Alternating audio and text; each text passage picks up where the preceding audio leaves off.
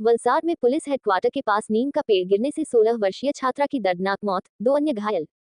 वलसाड शहर के police headquarter road पर एक बड़ा नीम का पेड़ अचानक मोपेड पर गिर पड़ा, जिससे एक गंभीर हादसा हो गया। हादसे में एक 16 वर्षीय छात्रा की मौके पर ही मौत हो गई, जबकि 2 अन्य छात्र घायल हो गए।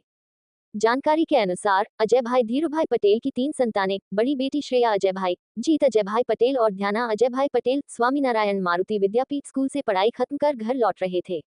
इसी दौरान तीनों एक ही मोपेड पर सवार थे, जब अचानक नीम का विशालकाय पेड़ उन पर गिर पड़ा। इस हादसे में 16 वर्षीय छात्रा ध्याना पटेल की मौके पर ही मौत हो गई, जबकि अन्य 2 छात्रों को गंभीर चोटें आईं और उन्हें वलसाड की एक निजी अस्पताल में भर्ती कराया गया। अस्पताल में इलाज के दौरान डॉक्टरों ने ध्याना पटेल को मृत घोषित कर दिया। घटना के तुरंत बाद आसपास के स्थानीय लोग मदद के लिए दौड़े और घायलों को अस्पताल पहुंचाया, लेकिन 108 एम्बुलेंस सेवा 45 मिनट की देरी से पहुंची, जिसका कारण ये बताया गया कि रेलवे विभाग ने अपनी सभी परिसरों को बंद कर दिया था और रॉक रेल ओवरब्रिज का कार्य चल रहा था। स्थानीय नागरिकों का आरोप है कि यदि रेलवे विभाग दोपहिया वाहनों के आवागमन के लिए वैकल्पिक मार्ग प्रदान करता, तो घायलों को समय पर चिकित्सा सहायता मिल सकती थी। प्रारंभिक जांच में ये सामने आया है कि भारी बारिश के कारण पुराना और जर्जर नीम का पेड़ गिर गया, जिससे ये दुखद हादसा हुआ। इस हृदय विदारक घटना के चलते पूरे क्षेत्र में शोक की लहर छा गई है। स्थानीय प्रशासन और पुलिस ने मामले की जांच शुरू कर दी है। 12:15 બાજુ ત્યારે હેડક્વાર્ટર રોડ જે જલારામ પ્રોવિઝન સ્ટોર આવી છે તેમના માલિક રૂપેશભાઈનો મારા પર ફોન આવ્યો કે આવું આવું થયું છે, પીપળાનું એક ઝાડ છે તે પડી ગયું છે। પહેલાં તો ફક્ત આટલું જ કીધું, એટલે મેં ફાયર બ્રિગેડને ફોન કર્યો, ફેડીભાઈને, એમણે પણ તરત જ મોકલી દીધી ગાડી। તો ત્યારબાદ પાછો રૂપેશભાઈનો ફોન આવ્યો અને એમ કીધું કે રોનકભાઈ જરા જલ્દી મોકલજો, નીચે સ્કૂલના છોકરાઓ 3 દબાઈ ગયા છે। એટલે પછી મેં પાછો ફેડીભાઈને ફોન કર્યો, ફાયરને પણ કર્યો, એમ્બ્યુલન્સને પણ કર્યો અને ત્યારબાદ જીબીને પણ કર્યો।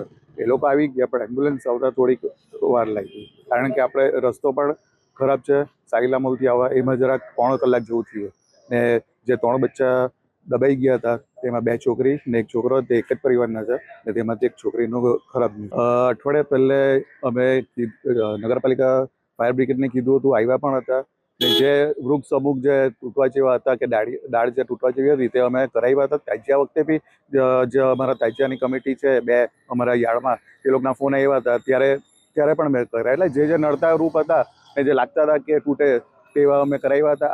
આ ઝાડ ભલે 100 વર્ષ જૂનું હતું, પણ એમ જોઈએ તો મજબૂત હતું, એમ એવું કંઈ લાગ્યું નહીં હતું કે કંઈ થાય, આવું કંઈ બનાવ બને, એટલે અમે અને કંઈ તોડવા માટે કંઈ વિચાર કર્યો નહીં હતો ત્યાં। અને જ્યારે ઝાડ પડ્યું ત્યારે 3 બાળકો સ્કૂલેથી ઘરે જઈ રહ્યા હતા અને અકસ્માતના લીધે એમનું ઇન્જર્ડ થયું છે। જે નાની છોકરી જેને હમણાં ડેથ થઈ છે એનું જગ્યા પર જ પેટના આંતરડામાં લાગતા આંતરડા બધા બહાર નીકળી આવ્યા હતા અને જગ્યા પર જ જોખમી થઈ ગઈ હતી। અને બાકીના જે 2 બાળકો છે એમને ઇન્જર્ડ થયું છે, પણ શું થયું છે કોઈ આઈડિયા નથી અને એની ટ્રીટમેન્ટ ચાલી રહી છે। અને ઝાડ જૂનું હતું પણ પડી જાય એવી કોઈ પોઝિશન નહીં હતી, પણ અચાનક આજે પડી જતા અને ત્યાં જ બાળકોને લાગ્યું અને એના જ 10 સેકન્ડ પહેલાં જ લગભગ એક વેન અને એક સ્કૂલ બસ ત્યાંથી રવાના થઈ હતી, જે સંજોગવશાત નીકળી ગઈ હતી અને એમના કોઈ ઇન્જર્ડ થયું નથી અને 3 બાળકોને જ ઇન્જર્ડ થયું હતું। અને જે જગ્યા પર છોકરીને લાગ્યું હતું ત્યાં અમે જ એમને કાઢી અને સાઈડ પર બેસાડી હતી અને ગાડીમાં બી સારું એવું નુકસાન થયું હતું। ઝાડ કાપવા માટે હાલ તાજિયાના જે હતું તે સમયે થોડું ઘણું કાપવામાં આવ્યું હતું અને તાજિયાના સમયે જે ડાળખીઓ રસ્તા પર નડતી હતી એ જ ખાલી કાપવામાં આવી હતી, તે સિવાય બીજું કોઈ કાપવામાં નહોતું આવ્યું। અને ઝાડ પણ પડી જાય એવી પોઝિશન નથી, પણ આજે આકસ્મિક ખબર નહીં કઈ રીતે અચાનક પડી ગયું।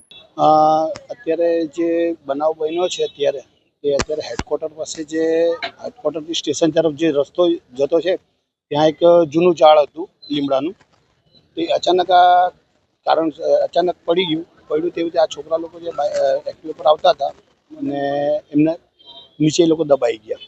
તે સમયમાં હું ત્યાં જ પહોંચ્યો અને ત્યાં જોયું તો બધા ભાગદોડ વહીચી, અમારી બધા લોકો પબ્લિક ભાગ્યા ને છોકરાઓને બધાને કાઢ્યા, પણ નાની છોકરી જે હતી તેને ગંભીર ઈજા હતી। તો સૌથી પહેલાં તો બધા લોકોએ ત્યાં 108ને ફોન કરી દીધો તાત્કાલિક, પણ સમય લાગતા, કારણ કે અમારે અહીંયા રસ્તાના ફરીને આવવું પડે એટલે તે હિસાબે થોડો સમય લાગતા, તો આજે અમે મારી ગાડી ત્યાં બાજુમાં જ હતી, તો મેં કીધું કે સૌથી પહેલાં આ છોકરીને પહેલાં અમે કસ્ટડીમાં લઈ જઈએ એમ કરીને, ને પછી 2 છોકરાને ત્યાં મૂકી 108ની રાહ જોઈ ને આ છોકરીને તાત્કાલિક અમે સારવાર માટે અહીંયા 108માં હું લઈને આવી રહ્યો અહીંયા। પછી જોયું તો અત્યારે આ દુઃખદ બનાવ બન્યો છે, એટલે દુઃખ લાગે।